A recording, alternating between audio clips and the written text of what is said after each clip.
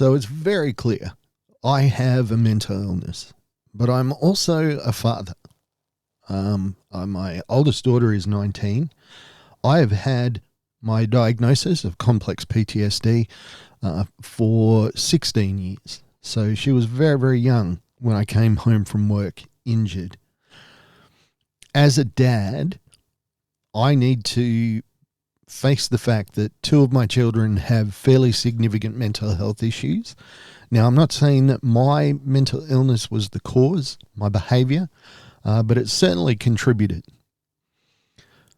I want to do a bit of a deep cut today, and I'm not sure how it's going to go because I'm going to be honest with you today, and honest in a way that, honestly, well, it kind of frightens me. So let's dive in and see what's going to happen. Welcome to Shattered the Podcast. STP is the story of my journey from the depths of mental illness to a place where I could live again. Alrighty, so I'm a father. I have a 19-year-old, I have a 16-year-old, and I have a 15-year-old. I also live with complex PTSD. Now, I received my diagnosis, as you may know, from years of trauma working in behavioural modification with people with disabilities and acquired brain injury. I thought I was doing, for want of a better word, the Lord's work. I was looking after people that were fragile and needed help. And I thought that the violence that I experienced in that job, the mental violence, the physical violence, was having no effect on me. It never really made sense to me that I would get home from work and it would be difficult for me to speak to anybody for about an hour after work. My wife said, you just come home from work and you were full and you just needed to stop. And it would take about an hour and I would come in, I'd hug everybody, I'd acknowledge everybody's there, but would not be up for conversation. Certainly preferred to finish the afternoon shift at 11 o'clock and then just come home and sit by myself, play a video game, something like that. At the time, I didn't realize that this was probably symptom number one, that my mental health was breaking down.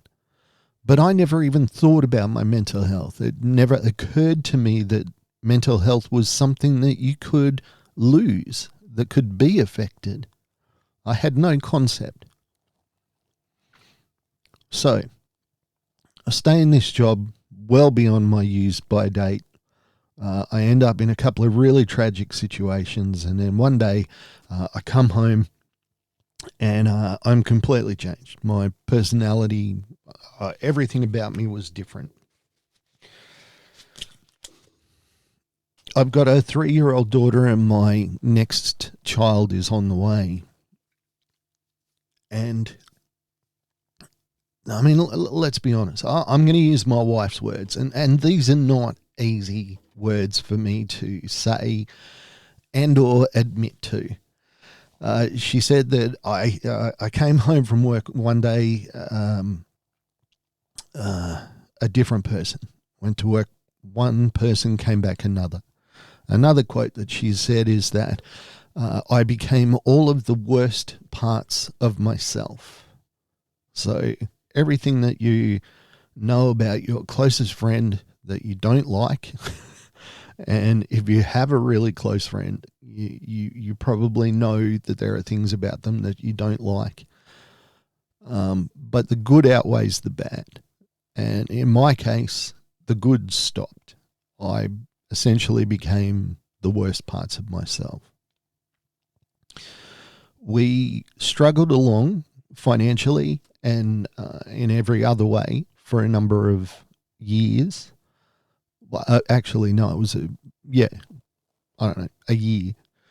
And my wife turned to me and said, I need to move home to Canberra. And I didn't want to do this. I'd been in a constant sort of state of conflict almost with my wife's family initially. We didn't get along well. I honestly can't even remember why. Because the thing is, I thought I didn't like my in-laws until I saw them with my with my grandchildren, with my children. And when somebody loves your kids as much as they did, it's impossible to find to hold on to any anger and angst, because they love them in a way that's almost as much as you love them. Anyway, by the by. So my wife says, I want to move to Canberra, and we're going to have to live with her parents. This was the worst nightmare for me. But then she said something which made me say, we'll do whatever you want. And she said, we're about to have another child, and I can't be a single parent anymore. Now, this was hard for me to hear because I was in the house and I was trying. I thought that I was involved. I thought that I was making a difference. But when my wife described it, I was a non-entity. I was not in the house. If I was looking after the children, yeah, I'd be looking after them, but I wouldn't be thinking about them. They'd be safe because I was a carer. I knew how to look after them. They'd be clean. They'd be safe. They'd be fed. They'd be warm. But emotionally and even like conversationally, I wasn't there. And my wife said, I'm just sick of being a single parent. And that rocked me to my core, because in my heart of hearts, I hoped that I was a good dad. And for her to say this, and I needed to hear it, for her to say it was devastating. And to hear it was devastating. And it was there's kind of 2 or 3 pivotal moments in my mental health journey where things have changed dramatically, and they changed dramatically from that point. I wanted to be a husband again. I wanted to be a father. I wanted to live up to my responsibilities. But I made a mistake. I didn't understand that I had limitations. So we moved to Canberra. I got a job. I couldn't go back to disability work. My doctors just wouldn't even let me. And of course, whenever I saw a person with disabilities, I'd have a panic attack. So it's pretty hard to work in that field. And I got a job in the public service. And for a couple of months, I was amazing. I was the best employee they'd ever had, because I'd come from frontline care where you show up at work at 7 o'clock. You're on deck at 7 o'clock. There's no coffee. There's no chatting to your neighbor. There's no nothing. Like, you got to get in there. You got to start getting people up. You got to get people out. You're constantly working. There's stuff to do in the house all day, every day. And now I walk into the public service where it's kind of like start time is optional, and starting the actual work, that might happen around 10 o'clock, that somebody's, they've had their cup of coffee, they've talked to their friends, they've had their so-called important meeting, and then they kind of do some work, and then, it's lunchtime, and, it's supposed to be a set time, but generally it's an hour-ish. And then they come back, and then there's chatty chats and chit chats, and then maybe another hour or two's worth of work, and then it's 4 o'clock and it's time to start packing up. And this did my head in.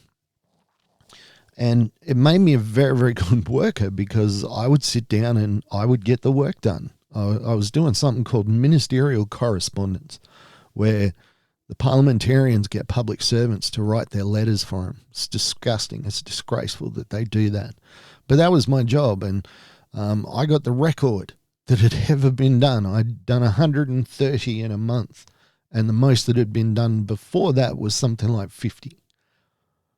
I was just a workhorse. I was just get in and do the job. And the thing of it is I wasn't able to maintain that pace of work. And I wasn't able to slow down either, because I didn't know how to. So my mental health got worse and worse and worse. And then there was so many disappointments in the public service, so many ways that poor managers let me down, poor employment practices. It just beyond worth describing. Then it turned out that I couldn't work.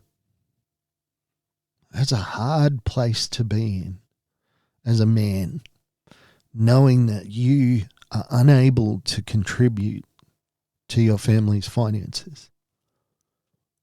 Mentally, you're unable to do it. And my wife said, I would rather have my husband than this broken, possibly dead person. Because it was extremely suicidal. I had to stop. We used to go to the top floor to have lunch up there.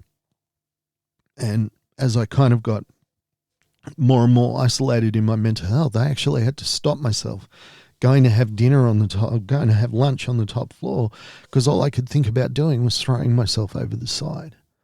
And I'd already planned it. I looked for a place where I wouldn't hit a tree or a car. If I dived, I would just hit pavement and I would be dead. And it was like 10 or 12 stories, so I'd be cactus.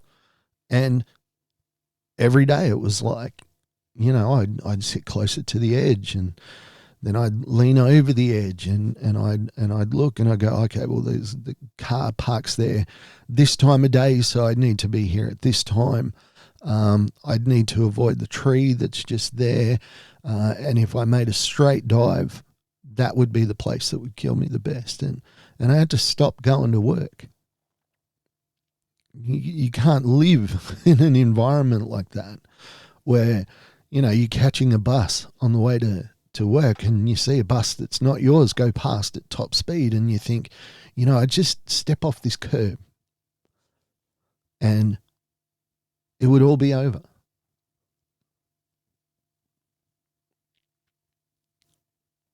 How does this relate to me being a father?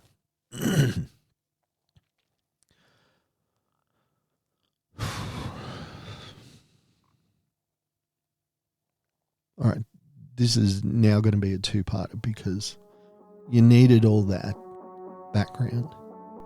Hey, thanks for joining us on Shattered the Podcast. I'm Mark. Special thanks to my producer, Meredith Brosnan, and also to Torian, Kevin, and Lorraine. And we can't forget the amazing band Adelaide, who let us use their song as our theme.